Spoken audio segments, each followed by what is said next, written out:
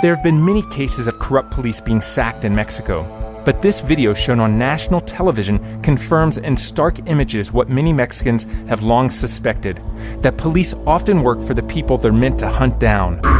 Most people know that when it comes to the cartel, if you mess around, you're going to pay the price, and it could be with your life. But throughout the years, there have been a few cocky and corrupt cops who thought they could cross the cartel and get away with it. These are the stories of the shocking ways they got instant karma.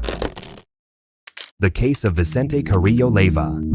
Vicente Carrillo Leyva started his career in law enforcement as a municipal police officer in Ciudad Juarez. This is a city famous for its violence and as a key battleground for drug trafficking. Ambitious and eager for power, he quickly rose through the ranks. He gained a reputation for being efficient and ruthless. However, his ambitions weren't just about enforcing the law. Behind the scenes, Carrillo Leyva became involved with the Juarez Cartel, one of the most powerful criminal organizations in Mexico at the time. It was led by Amado Carrillo Fuentes, infamously known as El Señor de los Cielos, which means Lord of the Skies. Carrillo Leyva wasn't just another corrupt cop taking bribes. He became an active participant in the cartel's operations. He used his position in law enforcement to protect drug shipments, intimidate rivals, and protect the cartel from raids. Carrillo Leyva lived a double life. He portrayed himself as a dedicated public servant while secretly profiting from his cartel connections. He became a key asset for the Juarez cartel, providing intelligence on rival groups and law enforcement activities. His knowledge of police procedures made him super valuable, and in return, the cartel rewarded him with cash, luxury properties, and access to a dangerous world of power. But Carrillo Leyva's greed soon led him to overstep. He began using his position to extort smaller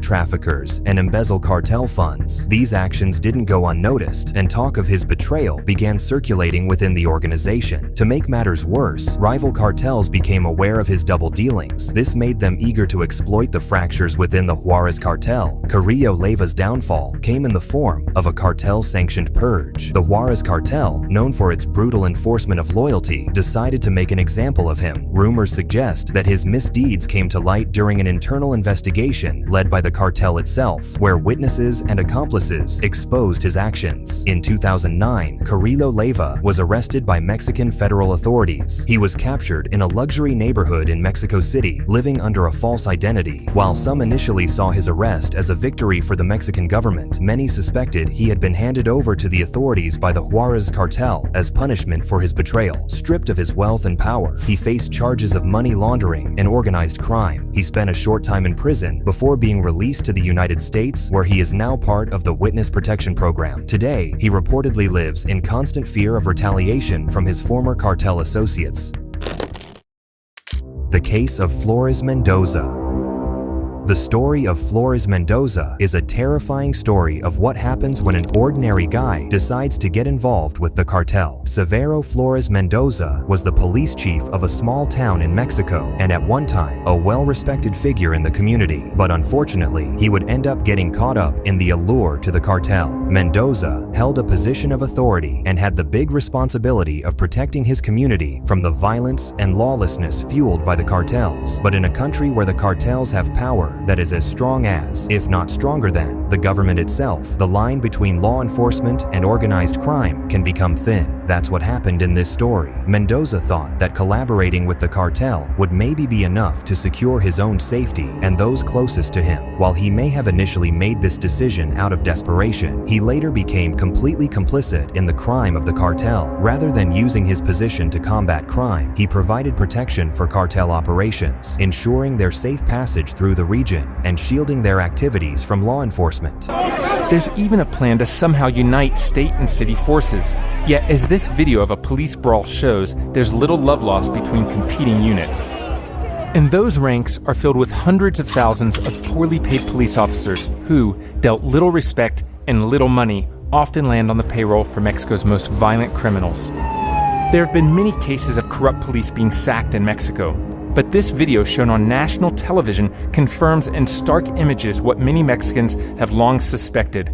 As a police chief, he wasn't just turning a blind eye, he was actively enabling their reign of terror. What makes his story even more shocking is the incredible sense of betrayal it left in his community. People had looked to him as a figure of trust and authority. He was someone who was supposed to stand up to the cartels, and instead, he joined them. Eventually, Flores Mendoza's double life was revealed. Investigations revealed his collusion with the cartel. Before long, the same legal system he had been manipulating had turned against him. He was arrested and charged, but his legal status and how much prison time he could end up facing has not yet been revealed. But one thing is for sure, his once respectable reputation has been destroyed for good.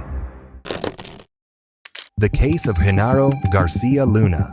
The bombshell case here in New York as Hanaro Garcia Luna, Mexico's former top security official, once charged with leading the fight against narco-trafficking, was convicted Tuesday for accepting millions of dollars in bribes from the Sinaloa cartel.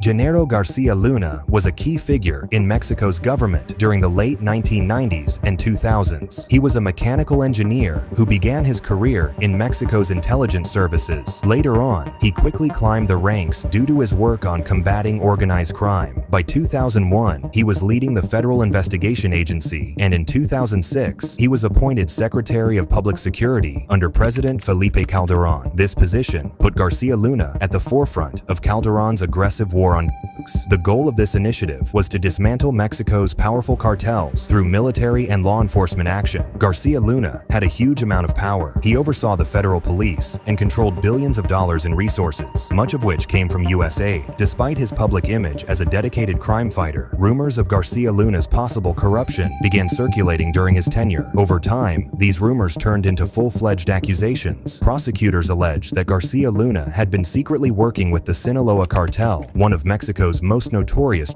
trafficking organizations, led by Joaquin El Chapo Guzman. According to witnesses and evidence presented later in U.S. court, Garcia Luna accepted millions of dollars in bribes from the Sinaloa cartel in exchange for providing protection and facilitating their operations. One of the allegations against him was that he used his position to ensure that the Sinaloa cartel operated without getting caught. He reportedly shielded them from law enforcement actions, but at the same time made sure rival cartels faced the full force of the government. He also reportedly shared confidential information with the cartel, allowing them to evade capture and dismantle rival groups. Witnesses claim that Garcia Luna received bribes in the form of suitcases filled with cash, with some payouts reaching tens of millions of dollars. In exchange, Garcia Luna protected cartel members from arrest, gave them safe passage for cocaine shipments, and tip-offs about law enforcement operations.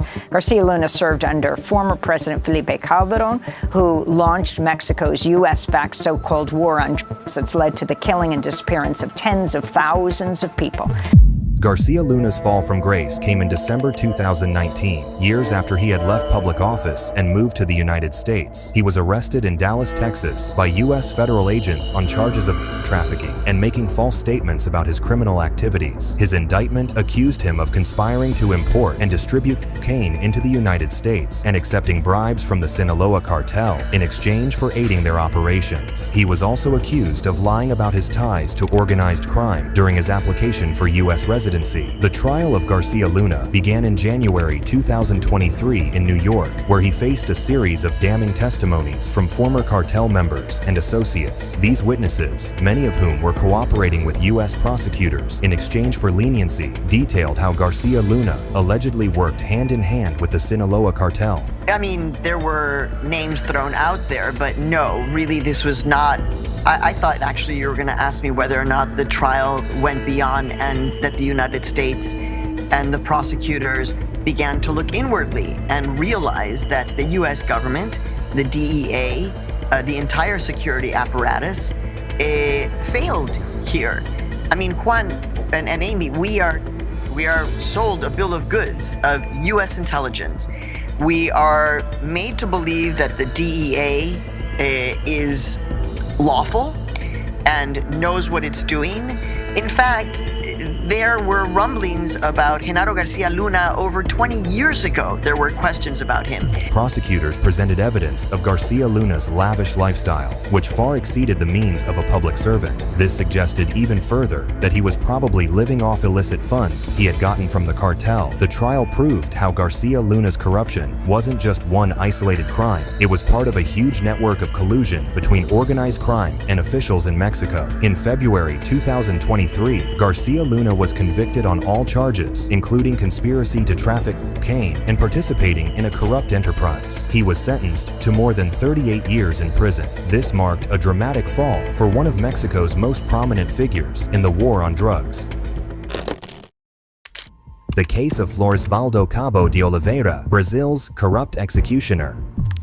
Flores Cabo de Oliveira, known as Brazil's corrupt executioner, is a name that once sent shivers through the streets of Rio de Janeiro. His story is a shocking tale of how a man who swore to uphold the law turned it into a weapon for his own dark gain. Oliveira, a former military police officer in Brazil, rose to infamy in the late 1980s and early 1990s. At the time, corruption and extrajudicial killings were rampant within law enforcement. He became famous for leading a group of rogue cops who formed what locals came to call a militia. This was basically a shadowy vigilante squad operating under the guise of cleaning up crime-ridden areas. But their methods weren't about justice. They were about power, fear, and profit. Oliveira's squad targeted petty criminals, drug dealers, and anyone who crossed them. The justice they gave out came in the form of cold-blooded executions, often carried out publicly to send a brutal message. But Oliveira wasn't just about getting rid of crime. He was about controlling it. The militia extorted protection money from local businesses and even rival gangs. What made Oliveira especially terrifying was his calculated manipulation of fear. His nickname, the Executioner, wasn't just earned through his body count. It was cultivated through the gruesome and dramatic nature of his killings. Victims were often left in public spaces with signs or messages meant to strike terror into the hearts of onlookers. He thrived on the idea that fear is one of the most powerful forms of control. For years, Oliveira's reign of terror continued unchecked. His militia maintained strong connections with corrupt officials who turned a blind eye to his crimes. The poor neighborhoods of Rio became his hunting grounds. Residents lived in constant fear of stepping out of line. It wasn't until the early 1990s that his brutal empire began to crumble. A courageous journalist began investigating Oliveira and his militia. They published exposés that brought international attention to the horrible things he had been up to. Public outcry grew louder, and authorities, under increasing pressure, were forced to act. Oliveira was eventually arrested and charged with multiple counts of murder and corruption. His trial exposed the dark corruption within Brazil's law enforcement and judicial systems. Witnesses recounted tales of torture, extortion, and cold-blooded executions. In the end, Oliveira was sentenced to life in prison. However, his legacy of fear stuck around the community even after he was locked up. The case of Ivan Reyes Arzate. Reyes Arzate was a trusted commander within Mexico's federal police and had direct access to some of the most sensitive intelligence shared by international agencies like the DEA. But beneath his badge and title, Reyes Arzate was living a double life. As a top liaison to U.S. law enforcement, he was entrusted with information on cartel operations, safe houses, and key players. Instead of using this intel to dismantle criminal organizations, he was selling it to the highest bidder. Specifically, Reyes Arzate was in the pocket of the Beltran-Leyva cartel, one of the most violent and notorious trafficking syndicates in Mexico. The betrayal was staggering. Reyes Arzate didn't just leak information, he actively sabotaged operations. In one case, he disclosed the identities of informants working for the DEA, leading to their brutal torture and murder. His actions didn't just undermine trust, they cost lives and set back years of investigative work. In 2021, after years of evading accountability, Reyes Arzate was finally brought to justice. He was extradited to the United States, where he faced charges for his role in protecting the cartel's activities. In court, the full scope of his treachery came to light. He had been paid hundreds of thousands of dollars by the cartel, a small fortune compared to the price others paid for his betrayal. His conviction sent shockwaves through law enforcement agencies worldwide. It underscored the grim reality of fighting organized crime in regions where corruption is deeply entrenched. Reyes Arzate wasn't just any officer. He was at the very heart of anti-drug efforts. His downfall showed how even the most trusted individuals could be turned, and how the cartel's power extends far beyond what most people imagine. The case of Guillermo Gonzalez Calderon. Guillermo Gonzalez Calderon was a charismatic and ambitious man who rose quickly through the ranks of Mexico's police force. By the 1980s, he was one of the most influential law enforcement officials in the country. He was celebrated for high-profile arrests and his apparent crackdown on organized crime. To many, he was a symbol of law and order in a country plagued by corruption and violence. Behind the scenes, however, Calderon was deeply entangled with the very cartels he was supposed to be fighting. He maintained close relationships with powerful lords lords, including leaders of the Guadalajara Cartel and later the Gulf Cartel. These relationships allowed Calderon to amass immense wealth, reportedly living a life of luxury that far exceeded his official salary. Calderon's dealings with the cartels began to unravel when he started playing both sides. He reportedly made backroom deals with rival cartels, sharing intelligence and protecting their operations in exchange for bribes. This delicate balancing act worked for a time, as he managed to maintain the illusion of being a crime-fighting hero while secretly profiting from his connections. The turning point came when Calderon was accused of betraying the Gulf Cartel. According to reports, he leaked information about cartel leader Juan Garcia Abrego to U.S. authorities, leading to Garcia Abrego's capture in 1996. This move, whether motivated by self-preservation or a desire to curry favor with the U.S., was seen as an unforgivable betrayal by the cartel. After Garcia Abrego's arrest, Calderon's own position became increasingly precarious. Former allies in the cartels turned against him, and his reputation within the Mexican government was tarnished. Facing mounting pressure and threats to his life, Calderon fled to the United States, seeking asylum and protection. In the U.S., Calderon cooperated with federal authorities, providing critical information about Mexico's drug cartels and their operations. His insights were invaluable in understanding the deep connections between organized crime and corrupt officials in Mexico. However, his decision to cooperate came at a high price. On February 5, 2003, Calderon was gunned down in McAllen, Texas, in what was widely believed to be a cartel-ordered hit. The assassination had all the signs of a professional hit, with Calderon being shot multiple times in broad daylight. The message was clear: even in exile, he was not beyond the reach of the cartels that he ended up betraying. If there is one thing that each of these cases proves, it's that it doesn't matter how much power you may have or what your position in the government might be. If you mess with the cartel, you will end up regretting it forever.